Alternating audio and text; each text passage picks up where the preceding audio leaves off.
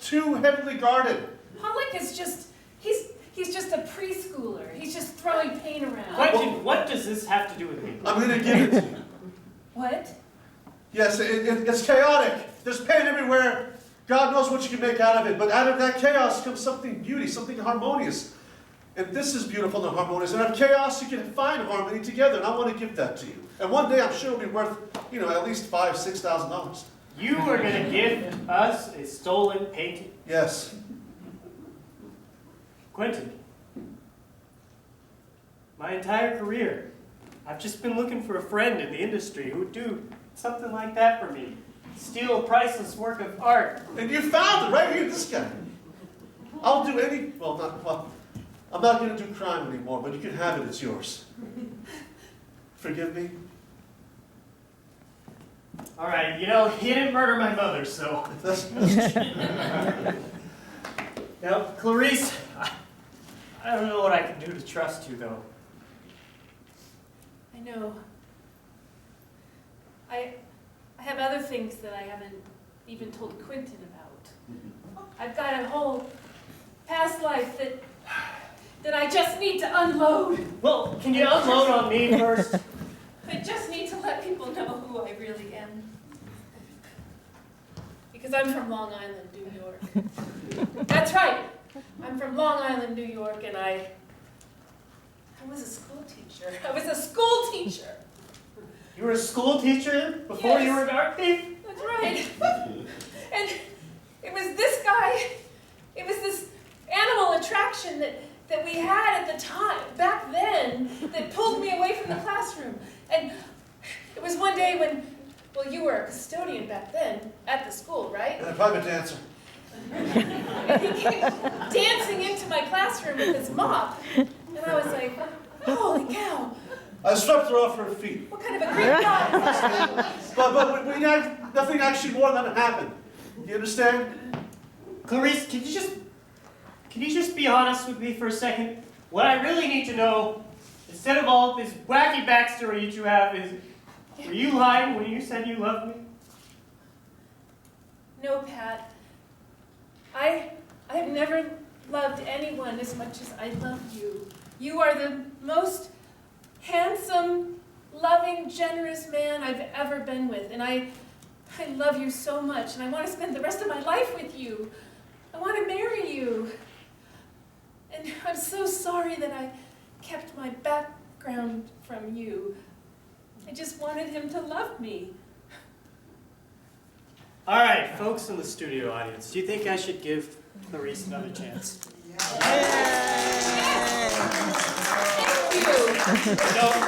Clarice, yes. I meant what I said when I said you were the symbol to my drum kit. Ta-ting!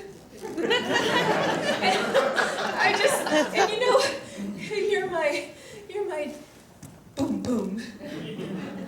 Can you give me the engagement ring again?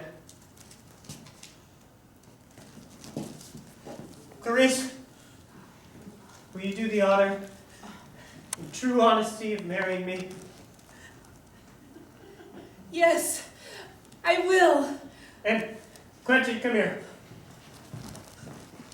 Quentin, will you do the honor, in true honesty, of being my best man? The honor is all mine, Pat. All right. Well, we got a show to finish. Yeah, everyone, back to your places, please. Congratulations. Okay, and we're back in 3, 2. And welcome back to the mating game. Well, folks, I fooled you. I am actually engaged. I really pulled one over on you, didn't I? Well, let's turn our sights over to these lovebirds. We are on to the It's Getting Serious round. Brandy, I want you to imagine that you are now several years into your relationship with each of these 3 contestants. And I want to see what your future has in store a few years down the line. John. Brandy, So imagine that on our 4-year anniversary, we decide to take another trip and revisit that place, Hawaii. Any more big revelations coming up? Well, Brandy, if you've stuck it out with me for these 4 years, then, well, I've certainly really asked a lot of you because, well, now that I've admitted on television that I have committed arson and involuntary manslaughter, I have most certainly served at least a little bit of jail time. And the fact that you stayed with me through all of that, well, that just means the world to me.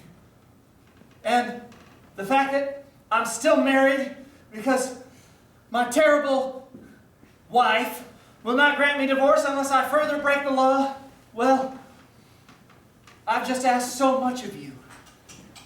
And I do have one final revelation here on this our 4-year anniversary in Hawaii. Right. It's that I don't have much to give you. All that I can give you is my pure, true love, devotion, and my purest self. I've been able to tell you things and open up to you in a way that I have never been able to tell or open up to anyone else ever before.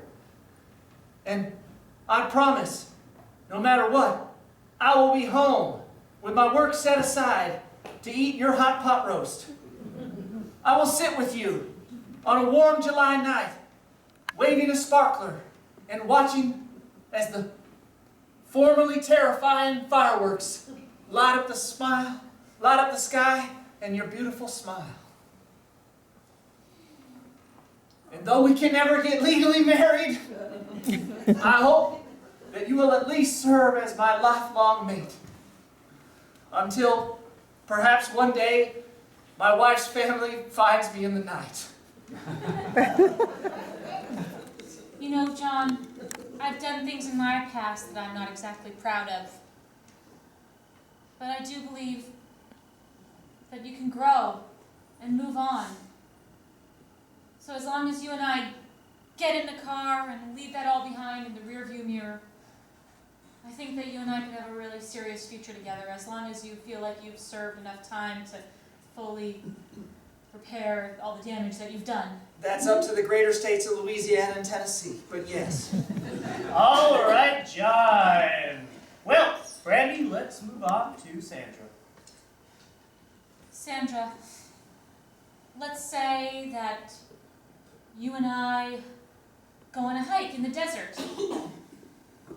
It's romantic. We brought plenty of water, so we don't have to worry about that.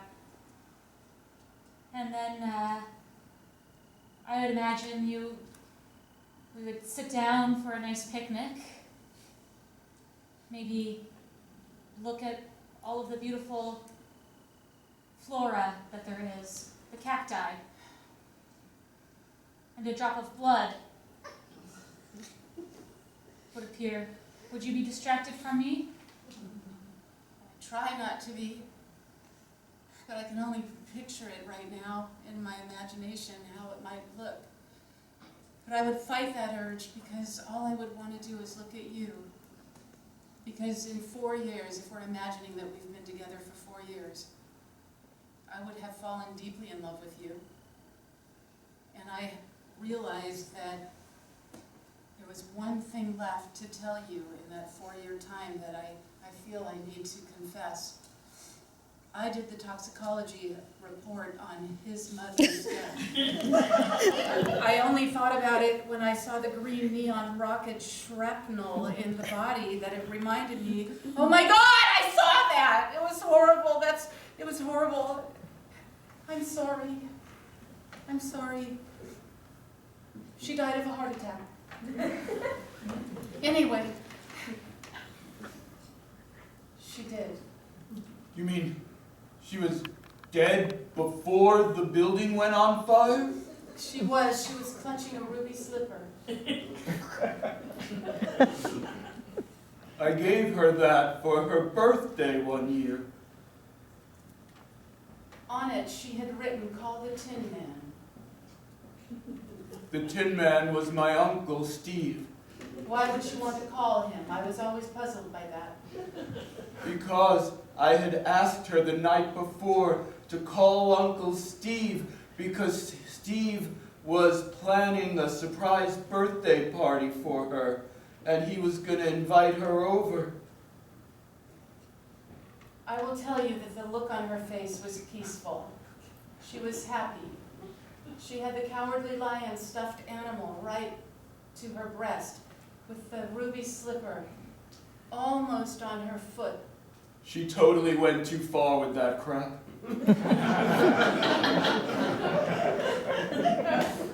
Sandra, Brandy. so I suppose 4 years into our relationship, I might realize that you had those moments with all those people, those flashes of love that happened so fast and so strong. And then I would realize that you never had that for me. But I did have it for you the moment I saw you. It wasn't mutual. It would take me time to fall in love. Not 4 years? 5? By then, yes. You were the longest relationship I'd ever been in.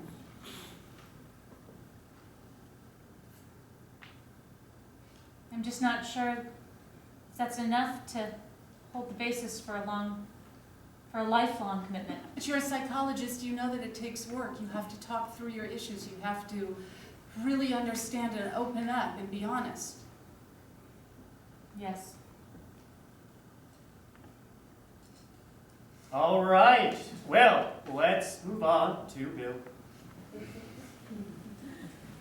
Bill,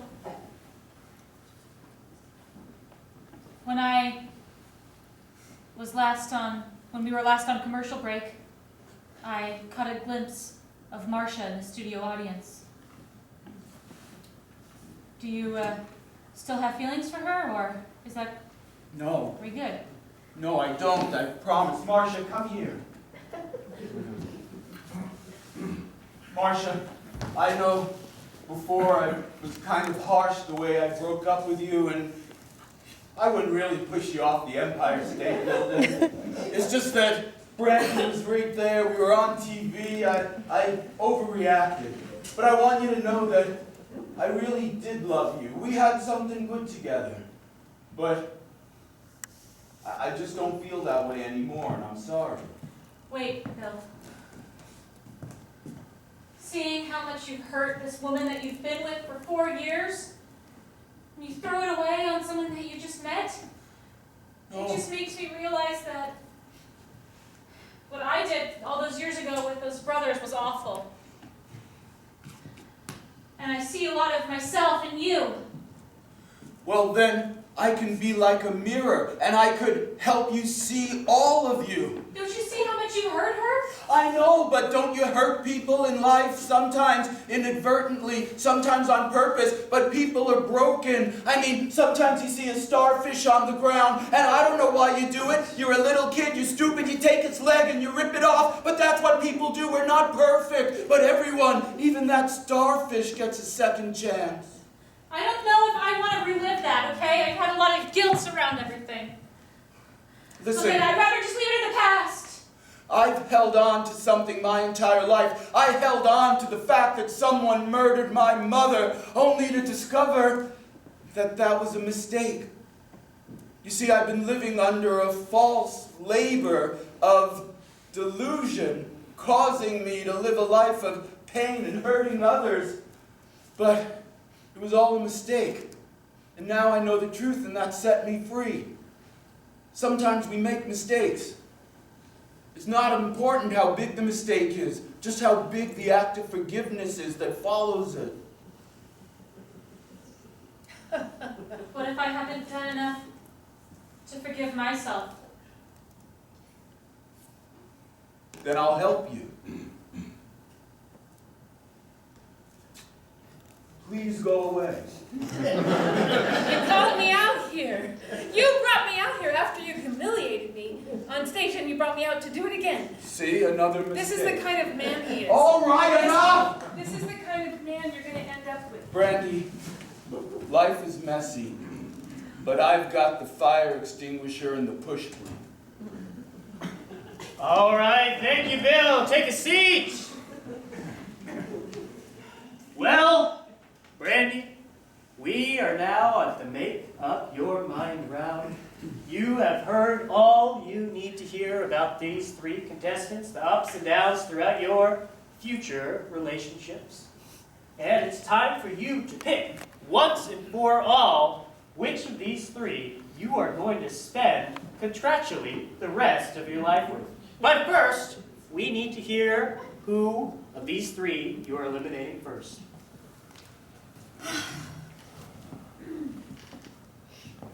The first person that I am not going to spend the rest of my life with is Sandra. Well, Sorry, that's Sandra. It's okay, because I fell in love with you. So, what I was going to say is I realized, that I was just interested in you, I think, mostly because you presented a great opportunity for me to delve psychologically into another kind of person. So, I think you're beautiful. thank you. And for a few minutes, I was in love with you. But now it's her. Okay, So, thank you. Oh, okay.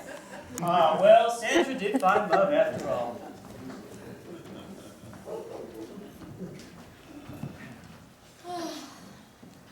This is a really hard decision. And it's, it's really weighing on me that it's going to be really the rest of my life, and I did sign that contract. The second person who I'm not choosing is Bill.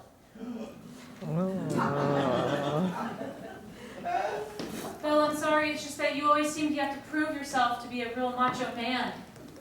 I'm trying to improve. You bring about this persona, and it just reminds me too much of my past. I'll never forget you, Brandy. I will never forget you either, Bill. It was really special sharing these last 45 minutes or so with you. Goodbye. Goodbye. Marcia! I knew it! I'm sorry I cremated your mother. Brandy. John! You just have the perfect amount of bad stuff in your past to make me feel okay about the bad stuff in mine, without it being exactly the same situation as my past, so I feel much better about it. I hope you won't mind if I have one last revelation. Tabitha? Yeah? Hi, sister wife. Nope. I finally got the courage to stand up to you. You see, all this time, I've been working with the FBI. They told me I needed to wear a wire and get you confessing that you were blackmailing me to cook your books. Well, You didn't. I did. I decided to go the extra mile and bring you on a TV show.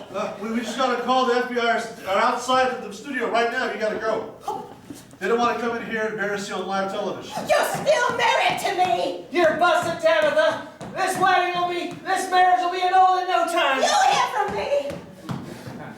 And that means, if you'll have me, Yes, John, you provide a really wonderful, rich bed of psychological intrigue for me to delve into over the rest of our lives. I'm a freaking mess. Me too. Let's get some barbecue sauce. Well, folks.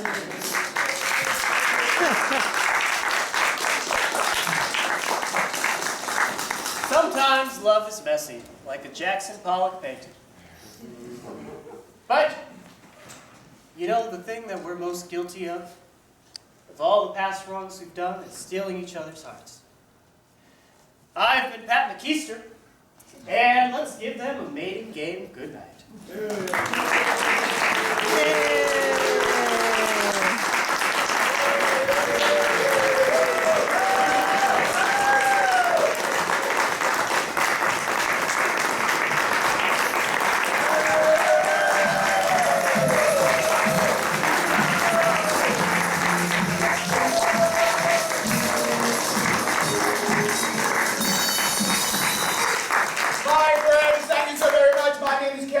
I'm the artistic director of Synergy Theater, and here's one more revelation for you. It's a wig! It's a wig, oh my gosh. My friends, our amazing set, our wonderful costumes, and our original theme music and sound design were brought to you respectively by Eileen Tumlin, Nikki Vilas, and Rasta Drokshaw. Of course, this evening directed by Valerie-Yield-on-Green.